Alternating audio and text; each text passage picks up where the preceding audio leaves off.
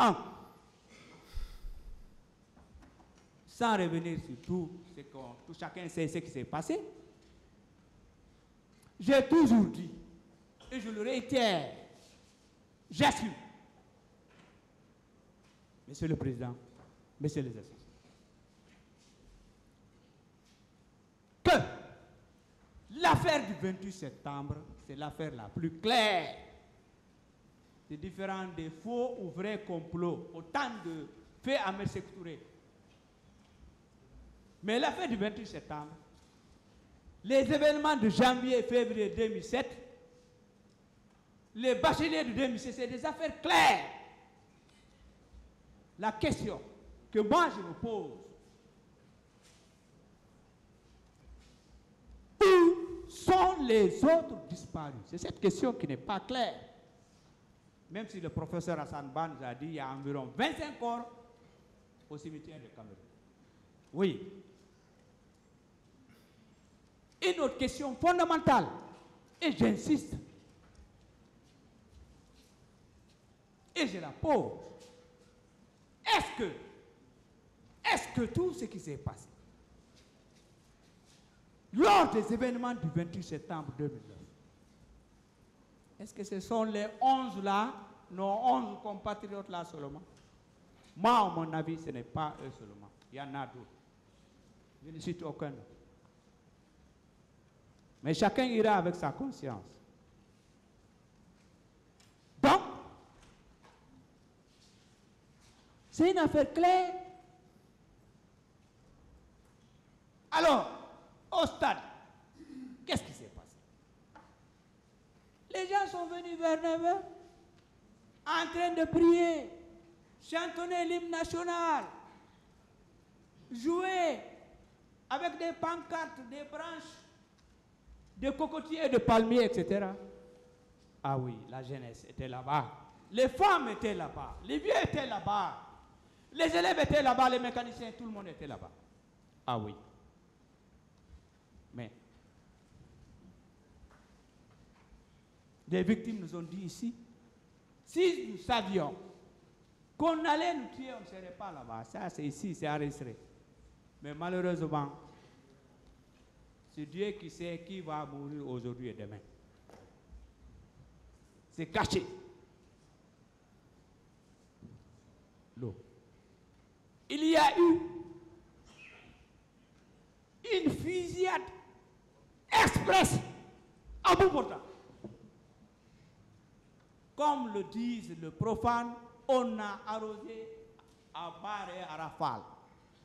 Comme si c'était des champions, comme si c'était des panthères, comme si c'était des gens, des animaux à éliminer, des animaux sauvages et féroces. Ah oui. Que Dieu nous épargne de telles choses. Mais ce qui m'a touché, ce qui m'a fait mal, ce qui a révolté l'opinion nationale et internationale, c'est l'affaire de femmes.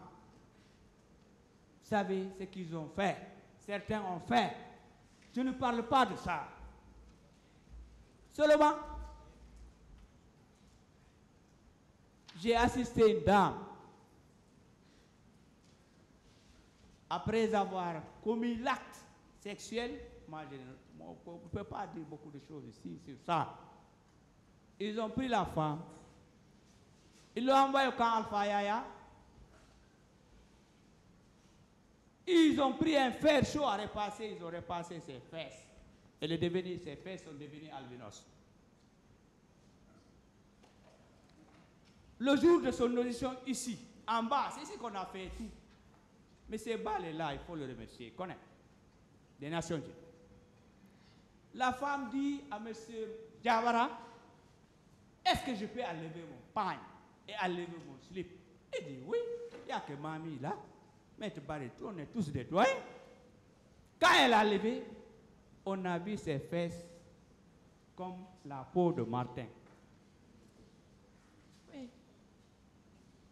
Les canons dans les parties intimes de la femme, tout ça là. Ne réveillons pas, je ne veux pas mettre le couteau dans la paix, j'en passe. Il y a des blessés graves.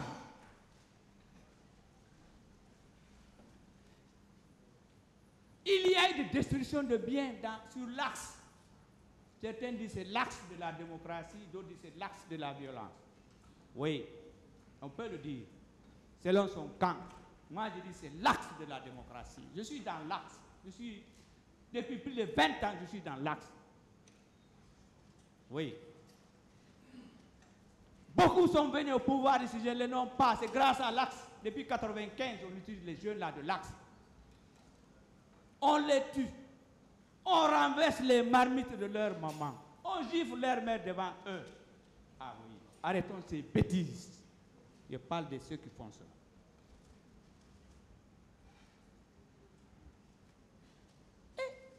Ça ne suffit pas. Il faut envoyer les gens dans les camps. Kunda. Camp Alpha Yaya. Ce qui s'est passé au camp Kundara, c'est des tortures. J'en parlerai dans le droit. La sentinelle nous a expliqué, moi j'étais sentinelle.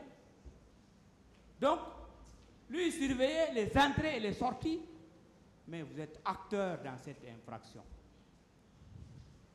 Vous êtes acteur, vous n'êtes même pas compris. Vous êtes acteur des crimes contre l'humanité. Je vais devenir ça, je suis sur les faits. Donc, au camp Alpha Yaya, dans des conteneurs, privation de toilettes, privation de nourriture, etc. La corruption aussi avait sa place. Je m'excuse, Monsieur le Président, j'ai besoin d'une gorgée d'eau.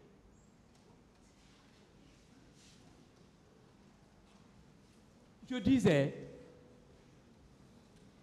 que la corruption avait sa place dans ces camps-là, camp Kamaye. Tu avais 2 millions, on te libérait. Ah oui.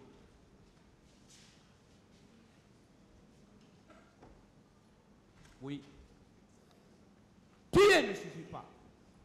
Violer ne suffit pas. Blesser ne suffit pas. Jeter les gens dans l'océan ne suffit pas. Il faut alors arracher les petits sous de la femme qui vend des tomates, de la femme qui fait des feuilles de patates. C'est écœurant, Monsieur le Président. Donc, je ne parlerai pas de ce qui s'est passé à Donka. Mes confrères vont développer cela. Voilà, Monsieur le Président. J'ai fini le deuxième point. Pourquoi? J'ai été succès. C'est parce que on a tout compris. Et mes confrères reviendront sur cela. Il faut quand même, comme vous l'avez dit, que les accusés, le commandant Toumba, l'ancien chef de l'État et autres, soient situés dans le... Moi, je suis d'accord avec vous. Honnêtement, ce sont des Guinéens. Maintenant, le droit.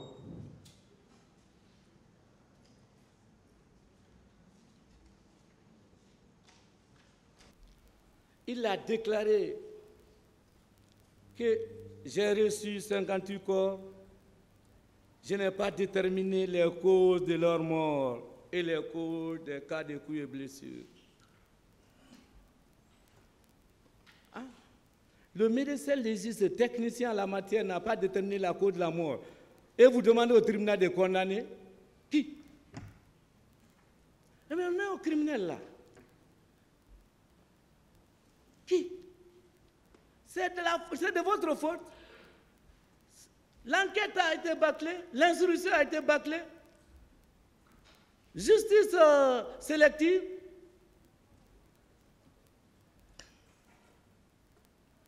Vous pouvez me dire que l'ensemble de vos idiots, il y en a qui ont été au stade, qui sont sur les vidéos, le parquet ni la partie, pourquoi vous n'avez pas envoyé? Parce qu'ils sont membres de ce gouvernement.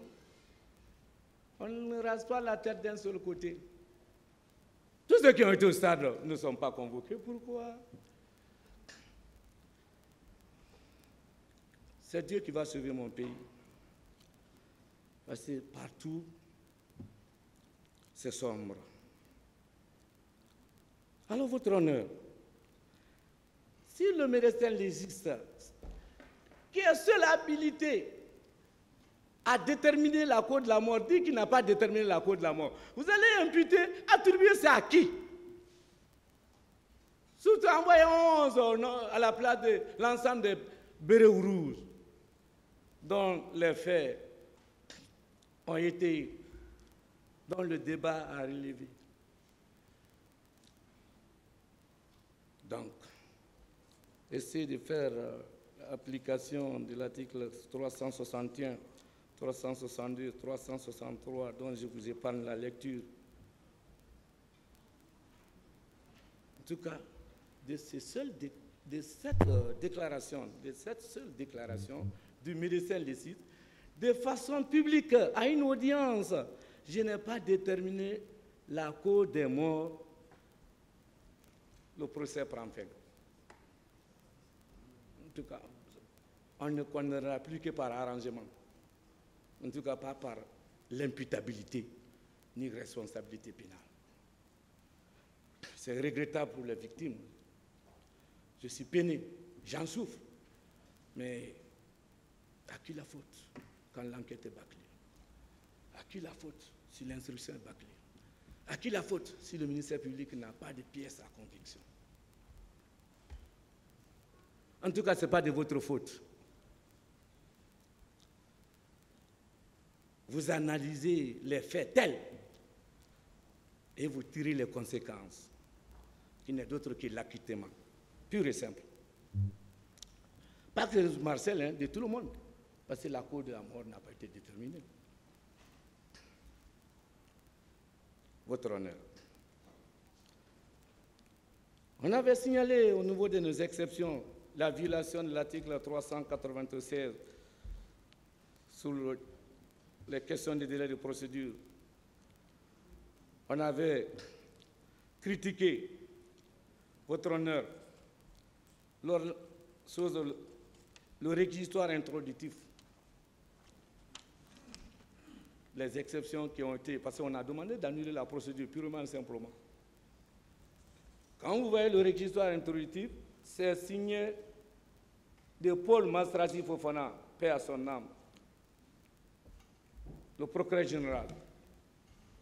Un procureur général va faire le réquisitoire introductif à la place du procureur de la République. C'est pourquoi nous avons demandé l'annulation de la procédure, parce que ça ne peut pas tenir. Et nous sommes dégourdis derrière la loi, on ne va rien lâcher.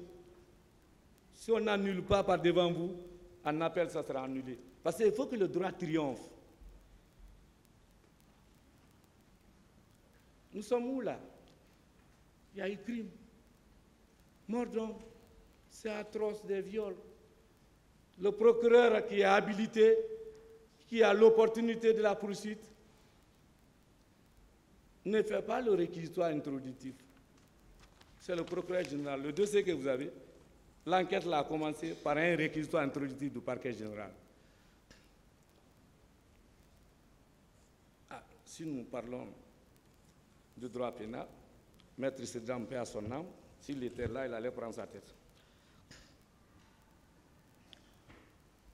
Vous allez construire l'immeuble sans fondation, vous menez l'enquête avec des vices de forme, ces vices de nullité absolue.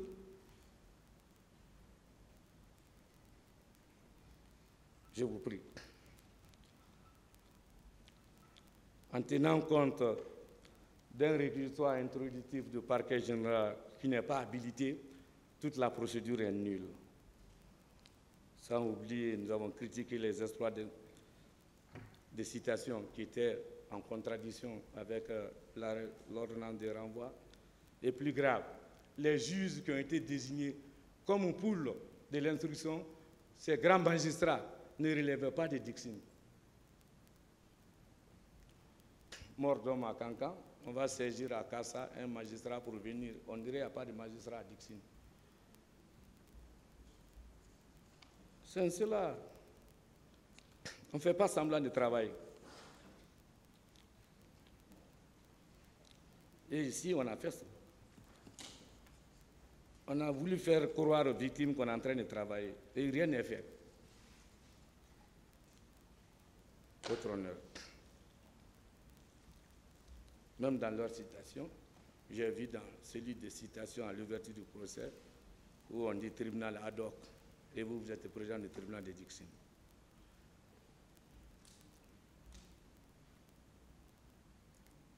Votre honneur. Si vous voyez l'ensemble de ces irrégularités,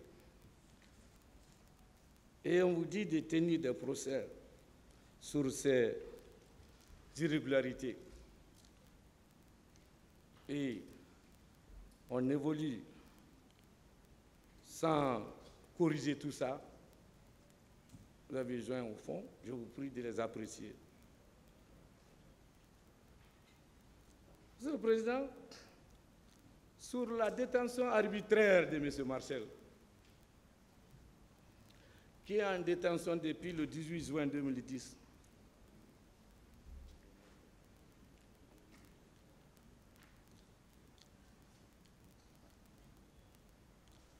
Votre honneur, mais il doit être... Pourquoi attendre 18 et 14 ans pour être jugé? Est-ce que ce procès est désormais équitable en son encontre? Non.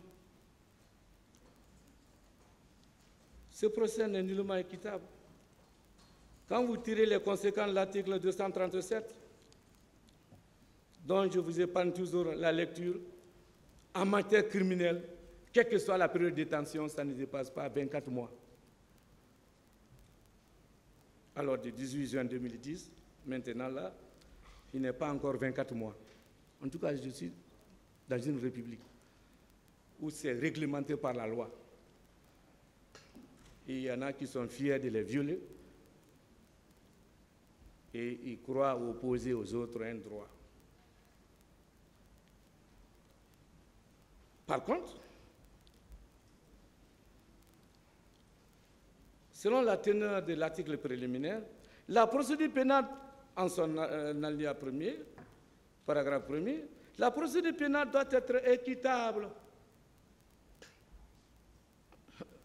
Il a même été interrogé à la gendarmerie et autres sans avocat, même devant le pool de juges d'instruction, il n'a pas eu avocat. Ça, c'est déjà nul. Le juge d'instruction est un professionnel quand même, surtout des grands magistrats. Un pool de 3 grands magistrats qui ont eu le temps de l'interroger en matière criminelle sans avocat. Alors, l'absence de procès équitable et contradictoire, préserver l'équilibre des droits des parties. Cet article sera exploité à tout moment et partout du rôle. Car vous allez constater que M. Marcel, 14 ans de détention, a dépassé, au pire des cas, exceptionnellement les 24 mois. Et ce mandat décerné depuis le 18 juin 2010 n'a jamais été renouvelé. À qui la faute? Le mandat étant caduc. Il est en détention arbitraire. Il est en prison sans acte officiel, sans acte propre. En tout cas, acte juridique autorisant l'État guinéen, le ministère public à le garder en prison.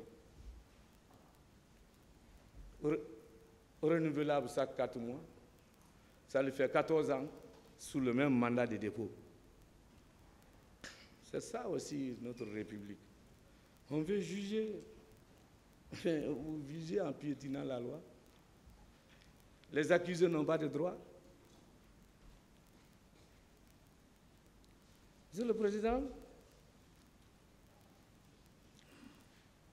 dans ce procès, pas que difficulté de l'administration de la preuve, pas que l'imputabilité, pas que la responsabilité, mais il y a aussi un problème d'identité, d'identification, de détermination des victimes.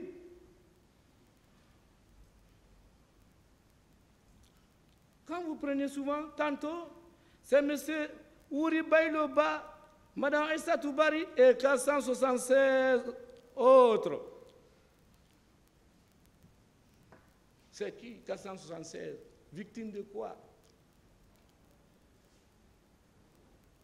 De coups et blessures, de l'assassinat, de viol, de vol. Mais on est devant un juge criminel. On ne connaît même pas d'abord l'identité, on n'a pas pu déterminer.